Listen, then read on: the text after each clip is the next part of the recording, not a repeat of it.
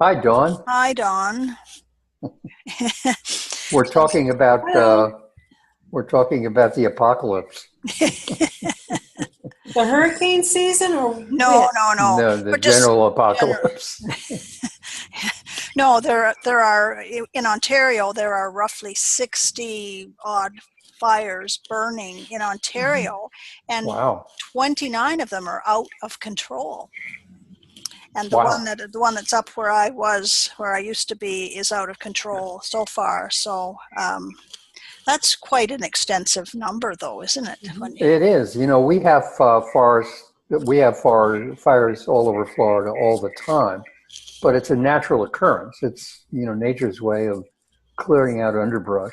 Hmm. And since Sure. we're the lightning capital of the world, it essentially lights fires all the time. Hmm. So it will close down the interstates, say from between me and Miami, for a couple of days a year because of the smoke. Well, And I learned and had a trip through the Pinery Provincial Park a number of years ago, a tour, and I learned that forest fires are a necessity for some species of plant yeah, and insect or animal, that they cannot live unless there is a periodic forest fire. So I thought that yep. was rather interesting. So it's not all bad, I guess. It's bad for human beings because Oh, after all, they built their house there. yes, exactly, exactly. Anyway, welcome to, and thanks for taking the time to stop by on Wednesday. Was saying to Dennis, I have two really good videos to show tonight that I think Mhm. are very relevant to District 7020. So if we're all set, then I will just start, and away we go. I think you'll enjoy both of them. You'll recognize a few people here too, I would think.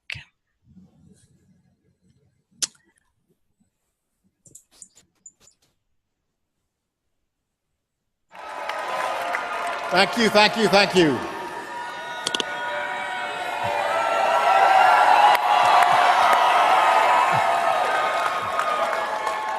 The Bahamas is in the house. Whew. Wow. Wow. How did I get here? I feel like that guy in the first day that came out of the screen. First, I want to thank John Smarge for that introduction that I asked him to be short. Thank you, John. I appreciate it. I'd also ask you all to please say a special thank you. We've been really fortunate this year to have a president of Rotary International, Ian Risley, who's done a great job for us, been a great leader, thinking long-term, bringing new ideas to our organization. I'd like to ask you to please say thank you to President Ian.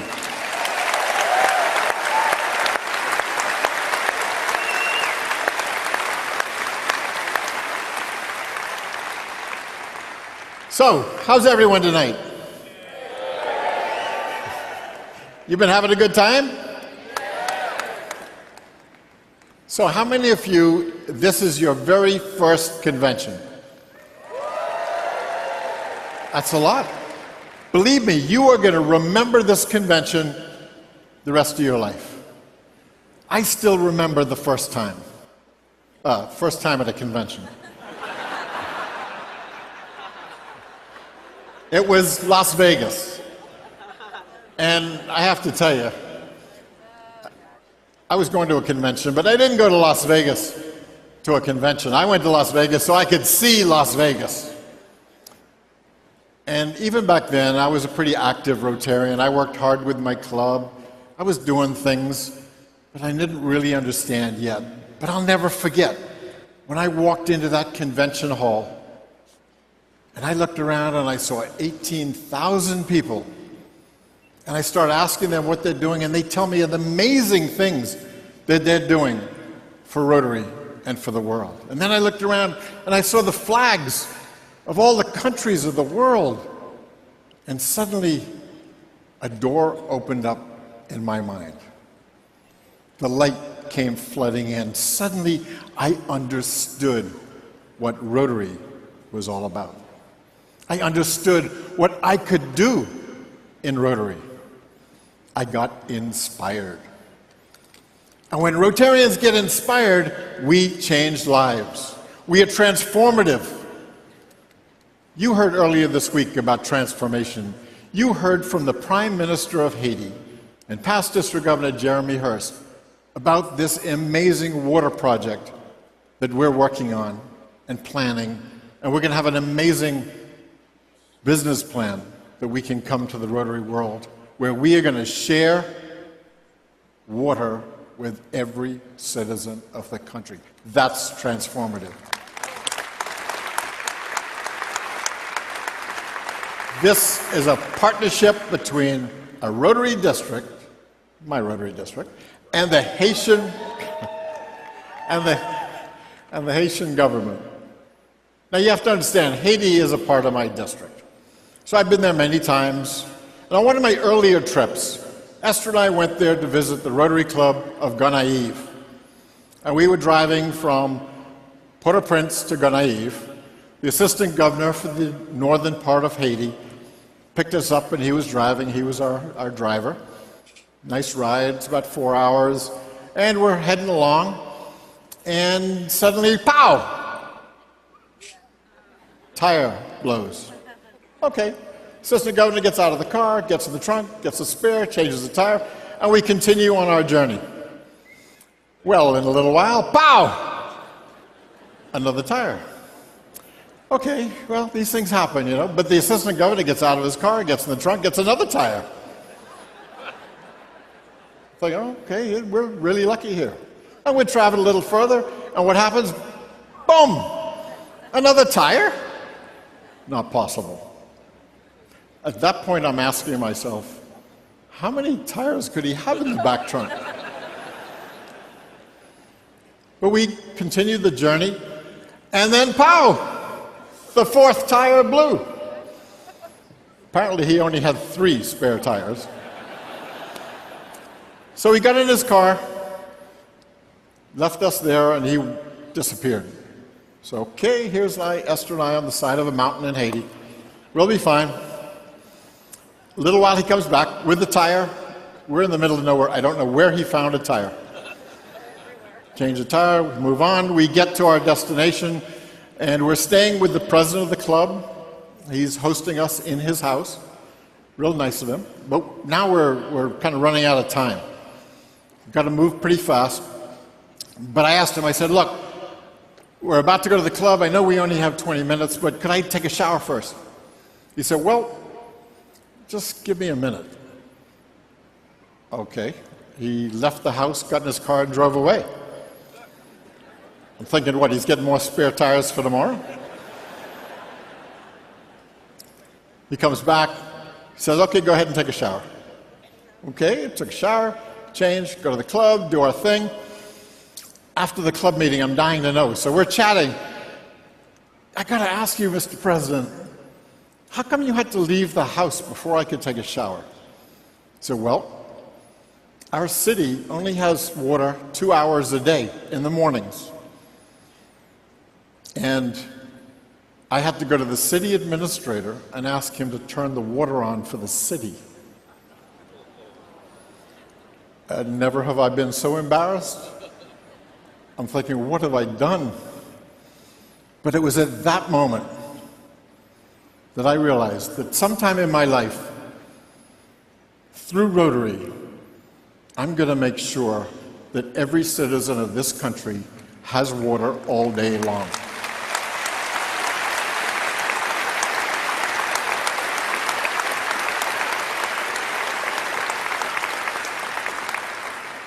This is going to be transformative change for everyone in Haiti, and I call that making a difference.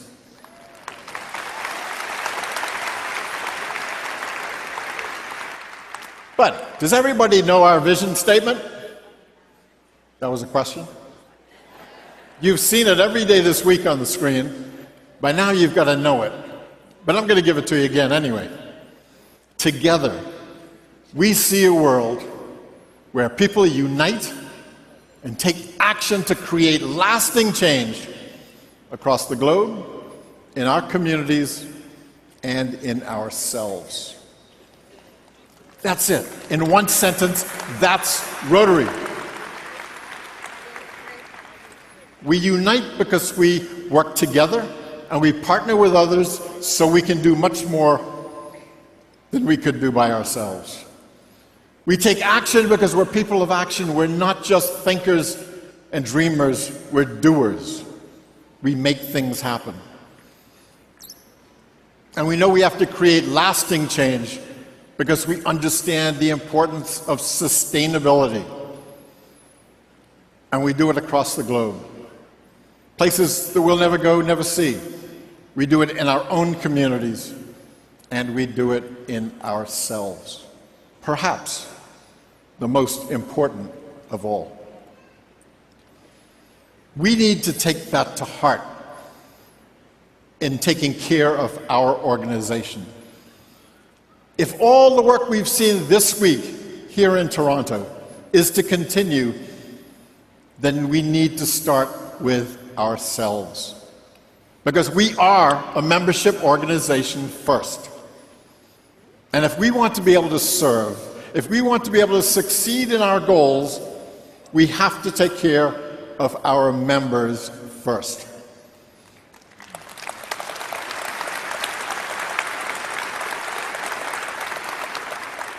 Our members have to know that there's a value in coming to our clubs every week and making our world a better place.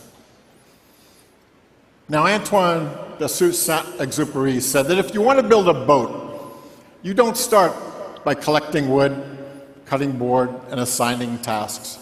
You start by awakening in the soul of your workers a longing for the vast and boundless sea. Now, your job isn't to build a boat. Your job is to build a better world. Your job is to awaken in the soul of every Rotarian, every friend, every person you know, a desire, a longing for a better world.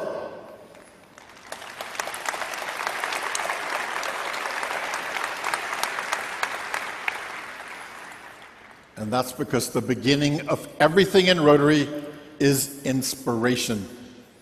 To make the world a better place, to make the future better for our children, to give hope to those who we'll never meet. That inspiration is what you came to Toronto to find. And it's what you need to take home with you and bring into your clubs, out into the world, with our theme for the 2018-19 Rotary year, Be the Inspiration.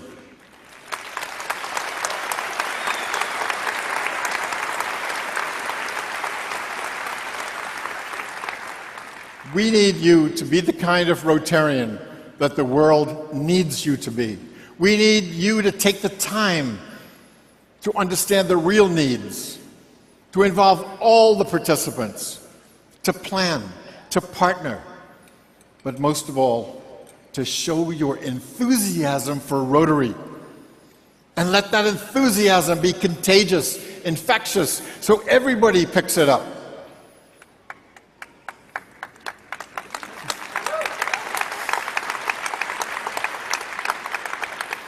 And I'm asking you each person in this room, to challenge yourself to be the agent of change.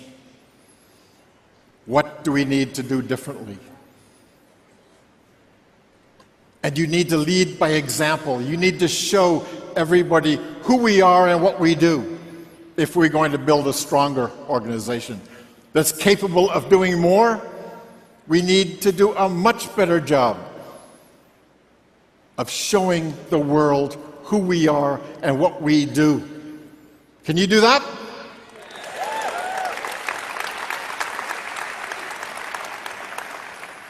We need to leverage social media so that people everywhere see exactly what we're doing every time we do a project, every time we help humanity. We do that because we are showing the world, not telling the world what we do. We also need to inspire a younger generation. We've got to build Rotaract as a vital force within our organization.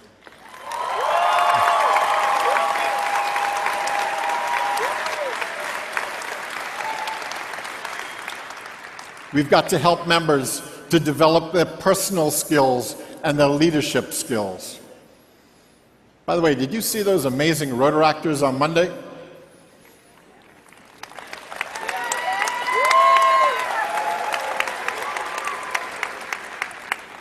We know we have 250,000 Rotaractors in about 10,000 clubs around the world.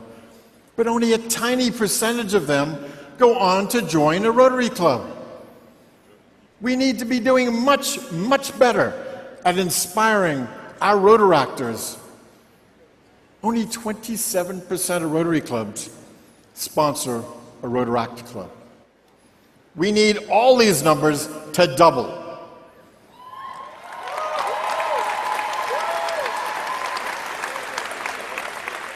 And Rotaractors, you're going to help us do that, right?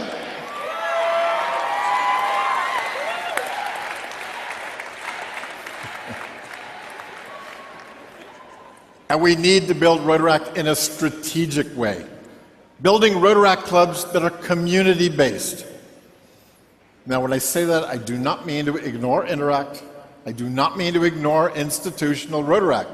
They're strong, they're vibrant. We need to keep working with them.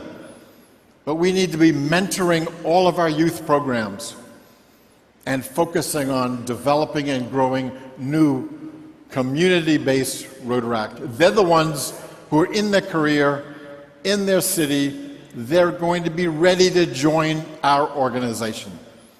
Let's make a path for them that they have no other way to go but to join a Rotary Club after Rotaract.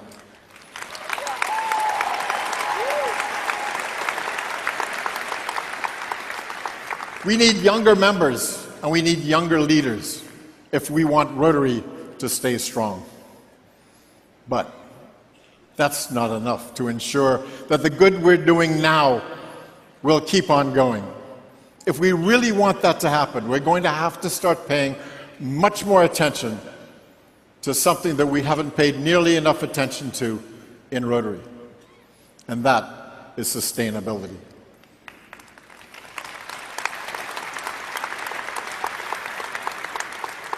Now, most of you know that environmental sustainability is not the direction that we're headed. I live in a country where 80% of our land mass is within 1 meter of sea level. 1 meter. Even the most optimistic projections say that there's going to be at least a 2-meter rise in sea levels by the year 2100, only 80 years from now. My country is going to be gone in a few decades.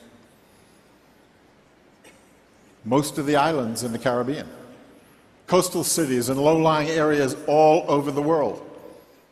About 1/3 of the world's population lives within 100 kilometers of a sea coast. Now, we can't know that and say it doesn't have anything to do with Rotary. It's child and maternal health, it's water and sanitation, it's community development, it's everything we've been talking about in Toronto this week. It has everything to do with us. Some of you would say, well, that's way beyond us. It's too big for Rotary to solve, although we did almost eradicate polio.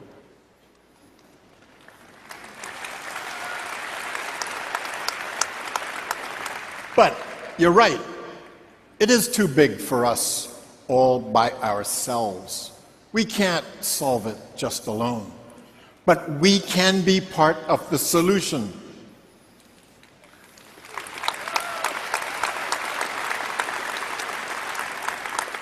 It's not too late if we all work together. And that's what the United Nations is saying with the Sustainable Development Goals. The goals that you heard about just this morning, that aim to put the world on a more sustainable path by the year 2030. We need to look at all of our areas of focus, every one of our projects, everything we do through the lens of sustainability.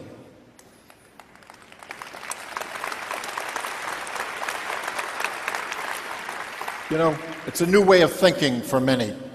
But if we really care about what happens to our world, we need to be open to change, even radical change. And remember earlier, I asked you to be the agents of that change. We need to think about change in the way we think and the way we plan and the way we serve. Because when it comes right down to it, what's our goal in Rotary? Why are we here? We are here to make our world a better place. And to do that, we need to look at everything we do in Rotary as part of the health of our entire world. Our club, our community, our organization, and ourselves. We need to be inspiring all those around us to get involved, to have an impact, to be a part of Rotary making a difference.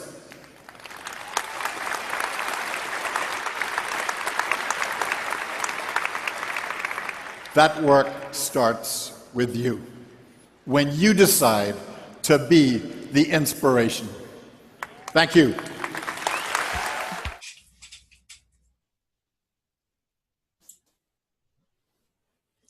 Did you recognize our speaker? Not only him, but there was Amarillo. Oh, yes. And also Corin Van Rensselaer. I saw her, and Lindsay Cancino. I missed Lindsay. Oh, Lindsay, I saw him a couple of times. Yeah. That was a great speech, wasn't it? It really was. Yeah.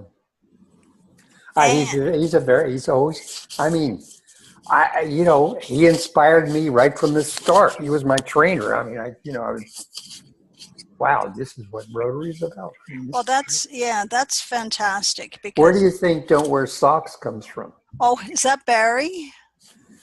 At the end of Pet's training, just as the group was about to break up, Yeah. he said, "There's one last thing I want to bring home to you."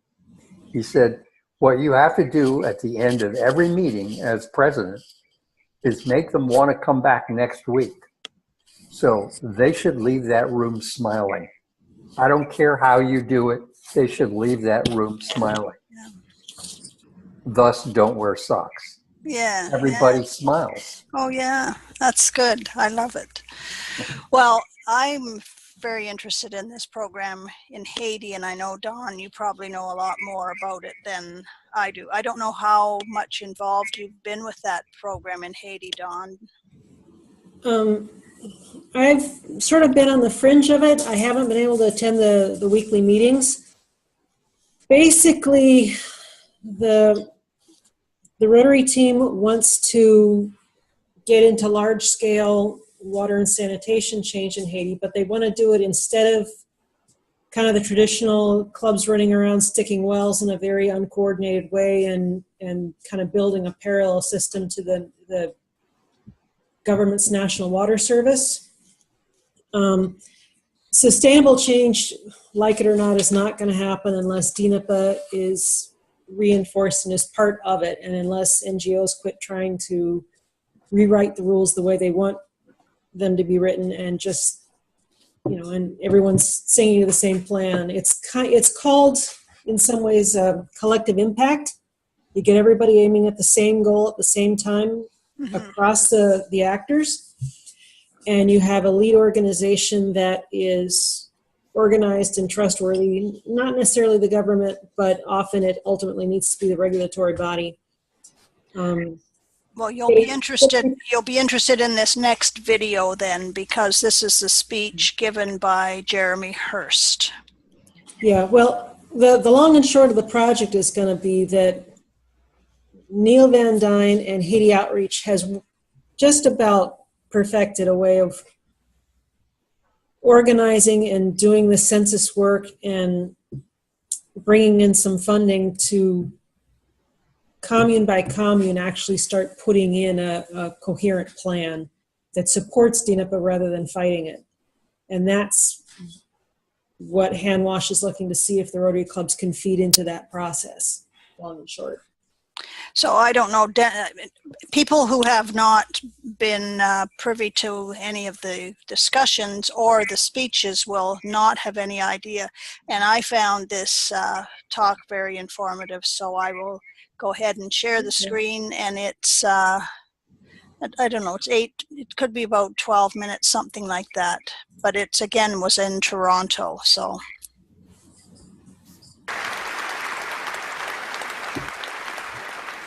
Thank you, Prime Minister and Rotarian Jack Gee, immediate past president of the Rotary Club of Pettingillville.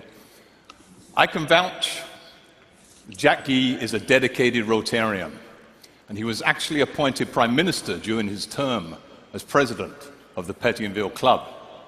And he still regularly attends the club's meetings whenever his schedule allows.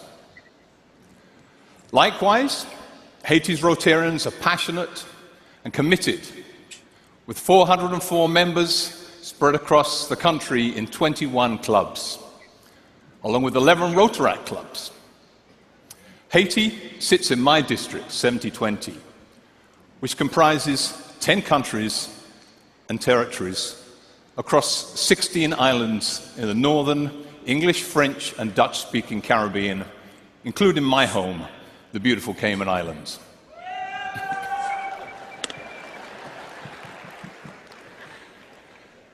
District 7020 is unfortunately no stranger to disaster. Last year we experienced the full force of two back-to-back Category 5 hurricanes, Irma and Maria, which devastated 6 out of 10 of our island nations. The year before, Hurricane Matthew barreled through the Bahamas and Haiti. And of course, in 2010, our district, headed by then RI Director and now RI President-elect Barry, leapt to Haiti's aid after the horrendous earthquake in which over 230,000 people perished. After each of these disasters, we were able to harness the power and support of the Rotary world.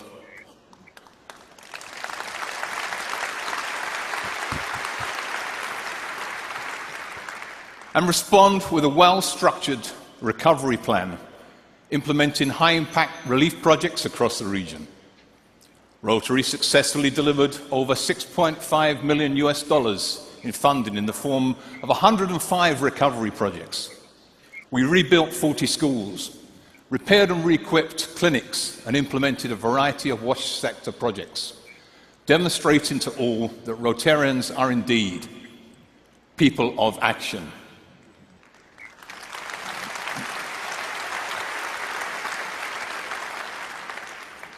As many of you already know, Haiti has serious challenges when it comes to clean water, sanitation, and health. E. coli, cholera, and other diseases from waterborne impurities are rife. Partly as a result of that, life expectancy in Haiti is only 63 years, the lowest in the Western Hemisphere. And Haiti is a proud nation and is working hard to move forward. But if the country is to reach its true potential, clean water and sanitation for all its citizens must be a top priority.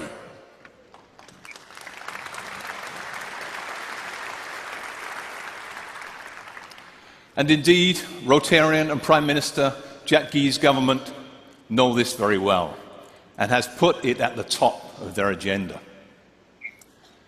Haiti also understands and values Rotary's ability to create change and do good in the world through investment of expertise, technology, and funding, and just as importantly, as trusted advocates. Haiti saw Rotary's capability after the earthquake and is well aware of our achievements in helping to eradicate polio. To put it simply, Rotary in Haiti has credibility. We are a trusted partner, and we have a track record of creating high-impact solutions in the country's communities where others can't. Haiti has a number of major ongoing global grants, such as the United States $700,000 project currently underway to bring clean, potable water to the commune of Pignon, and the Haiti National Water Filter Project,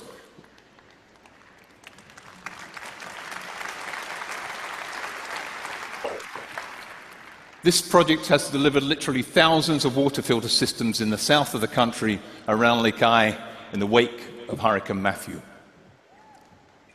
These projects are making a huge difference. We've seen that. And we want to scale that impact up to bring truly transformative change to the people of Haiti. This was the basis of the conversation that I had almost 2 years ago now with President-elect Barry.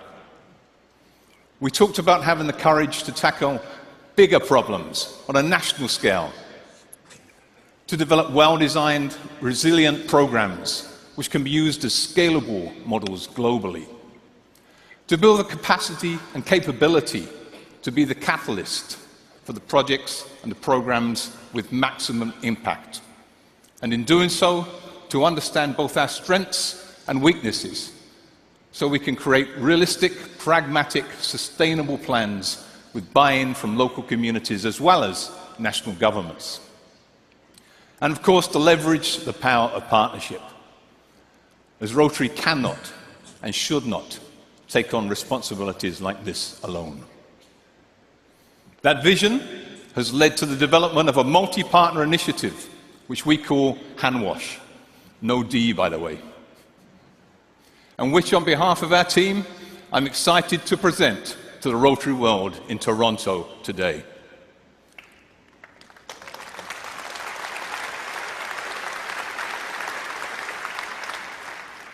HandWash stands for Haiti National Clean Water, Sanitation and Health Strategy. It is a collaborative national initiative by Rotary District 7020 and DINAPA, the Haitian government's national water and sanitation agency, partnering with other NGOs such as Haiti Outreach and Pure Water for the World, committed to providing thoughtfully managed and sustainable clean water and sanitation to all the citizens of Haiti.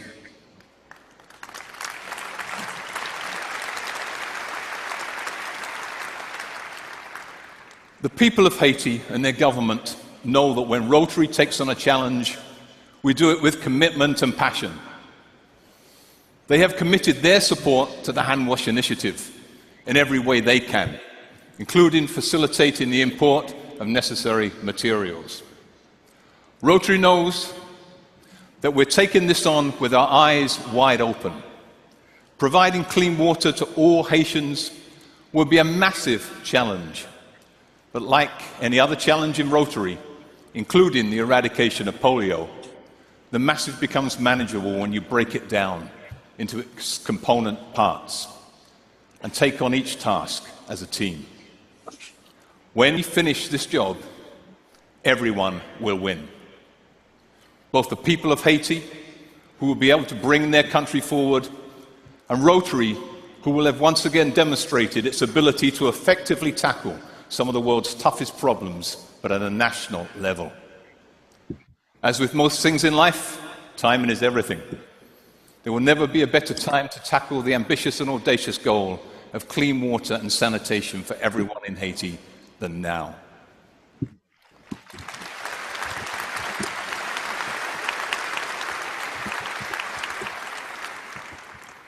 In Haiti, we have a dedicated Rotarian holding the office of Prime Minister. In Rotary, we have Barry Rassin.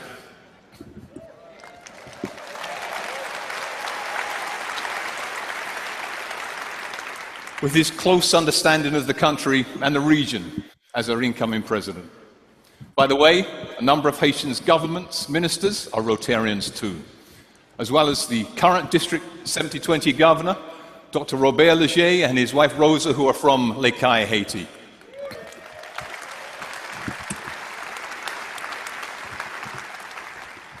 As an important first step, Rotary District 7020 has formed a powerful alliance with the Haitian government's Water and Sanitation Agency, DINAPA, to develop the first part of a 12-year plan to tackle this challenge. DINAPA's Director General, Guito Edouard, is working closely with the Prime Minister, his cabinet, and the President's office. DINAPA's senior management, with the guidance of its regional ORIPA directors, have proposed 4 pilot projects. Whoever's typing, can you mute yourself? I'm sure somebody's typing. Or what's that extra noise? No? I don't know, there's background. Anyway, okay, I'm going to put it back on here. For communes in each of the 4 Oracle regions, which after detailed analysis, HandWash will roll out as a series of global grants over the next 2 years.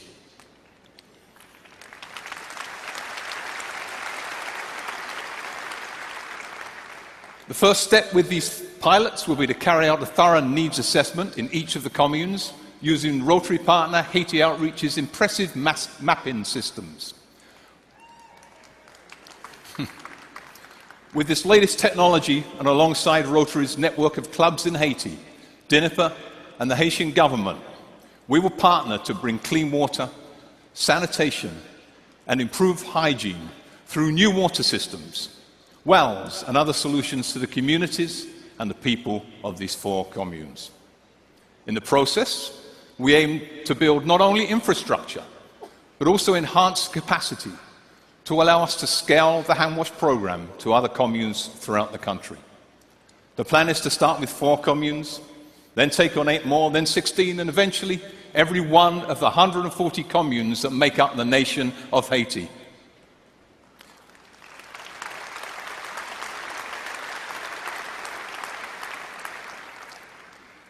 The key, of course, is that any solution we implement needs to be sustainable and resilient. A permanent solution, not a temporary fix. Each water system must be cash positive, with funding for its maintenance and replacement built into the program from its inception.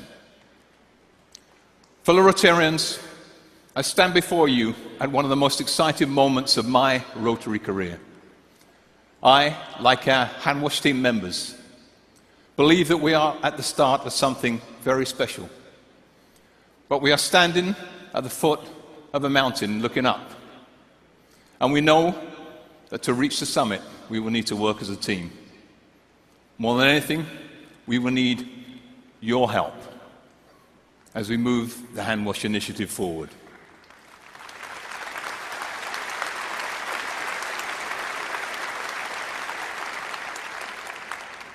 Help from you individually, from your clubs and your districts, through your support of global grants and donor advice funds, through DDF, and with help on the ground in Haiti, and with advice and expertise internationally.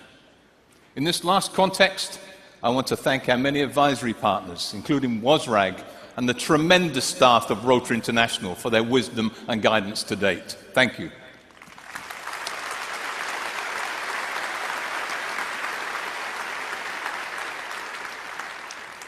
If you're interested, you can find out more at www.handwash.org, no D.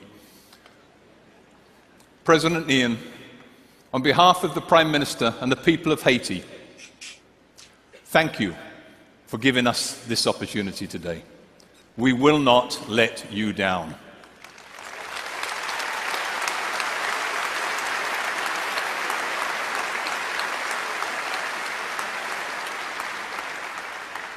Through this partnership, by the year 2030, every citizen of Haiti will have clean water and sanitation.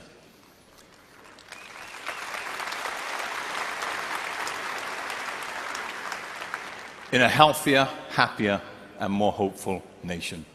And Rotary will once again have shown themselves as people of action, making a difference. Thank you.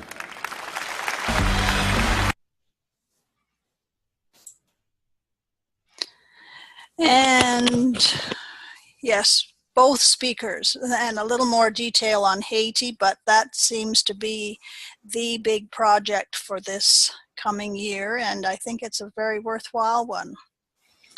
$13. Well, Dawn, let's see what happens with Haiti now, because you and I are both long time, Haiti project people. I mean, I did a big project in Haiti a long, long time ago, and you've obviously done a lot of things in Haiti.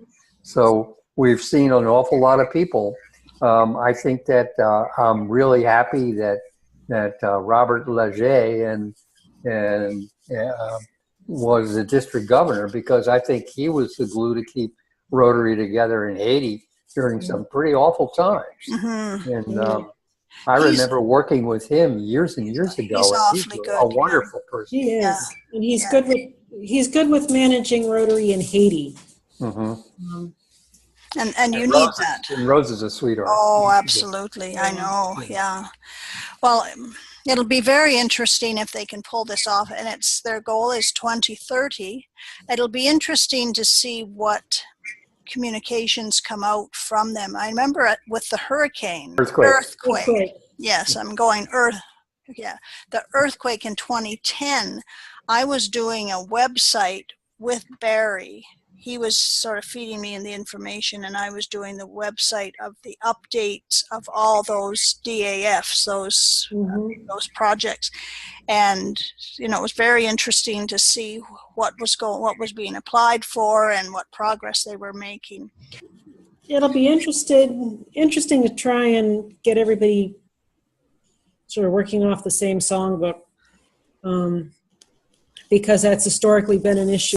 Haiti and Haitians aren't used to trying to standardize to a central plan. So it does make sense, so that's going to be tricky. I think the trickiest thing in this whole project is that the key to universal coverage is to making sure that the underlying structure of the whole thing has to be sustainable. And the reason why even a cholera epidemic didn't advance sanitation in Haiti the way people thought it would is that at core, there's too many people who don't have enough stable income to cover the basics of life and the cost of water and sanitation. And so when they have to make a trade-off, when they don't have enough money to cover everything, they resort to whatever no or extreme low cost options they've got. And that's one of the things that we have to find a way around to make universal access actually sustainable. And that's nobody's been able to. This kind of individuality is not a choice on their part, but it's endemic in the society. Exactly. I mean, even their educational system is based on you have to buy an education for your children. Yeah, and people will pay for food and education and then get by with free water and pooping in the cemetery because you don't do without food and education. Exactly, yeah. And well, what really surprised me when I was becoming aware of the projects that were being done in Haiti was that there's a project not for clean water and sanitation. We're going to put in latrines, you know, and that's... How basic is that? How basic is that, exactly? How many of us would be happy to say, oh my goodness. I remember summer camp, we had a latrine. It was a hole dug in the ground and everybody, peed into the hole and you put lime in. Yeah. Like an outhouse without the house. Yeah. So, well, that was really sort of an eye-opener for me that here we are, we're so excited about this project that we're doing, and now this community is going to have latrines. It's like, oh dear. Well, that was a step forward because they were just going in the fields before that. Yeah. So very interesting to learn about what goes on in other parts of the world, that's for sure. So thank you so much, and we can close with the four-way test. Dennis, I'm going to let you have the honor, please. Okay, the four-way test of the things Rotarians think, say, and do. One, is it the truth? Is it the truth? Is it fair to all concerned? Is it fair to all concerned? Will it build goodwill and better friendships? Will it build goodwill and better friendships? And will it be beneficial to all concerned? Will it be beneficial to all concerned? I'm going to have another beer and don't wear socks. Don't wear socks. And I'm going to try and learn the spelling of your name, Dennis, with a... Yes. Oh, geez, I forgot to rename myself. Yeah. I don't, what I should do is test you to see if you can either pronounce it or spell it next week. Okay. I think it's Czechoslovakian. Okay. I was about to ask. See you guys around. Yeah, thanks so much. Okay, bye-bye, everybody. Bye-bye. Bye.